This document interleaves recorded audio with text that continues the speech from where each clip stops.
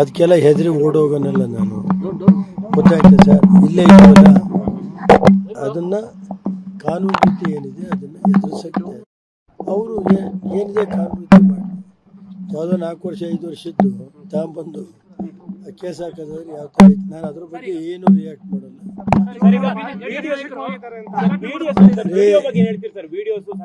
ನಾನು ಯಾವ್ದ್ರ ಬಗ್ಗೆನೂ ರಿಯಾಕ್ಟ್ ಮಾಡಲ್ಲ.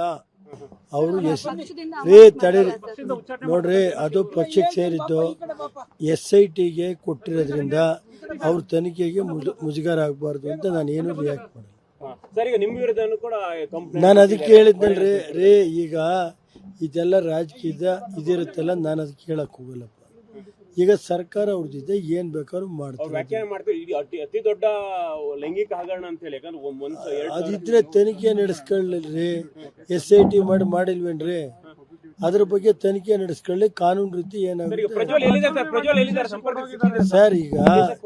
ಸರ್. ಈಗ ಅವನು ಮಾಮೂಲಿ ಹೋಗ್ಬೇಕಾಯ್ತು, ಹೋಗಿದ್ದಾನೆ. ಇವ್ರೇನು FIR ಆಗ್ತಾರೆ ಅಂತ ಅವ್ರಿಗೇನು ಗೊತ್ತಿತ್ತ? SIT ಮಾಡ್ತಾರೆ ಅಂತ ಗೊತ್ತಿತ್ತ? ತನಿಖೆ ಕರೆದ ಬರ್ತಾನೆ. ಯಾವಾಗ ಅವ್ರಿಗೆ ಈಗ ನೋಡ್ರಿ, ಯಾವಾಗ ಅವರು ಅದು ನಾನು ಇವತ್ತೇನು ಹೇಳಲ್ಲ.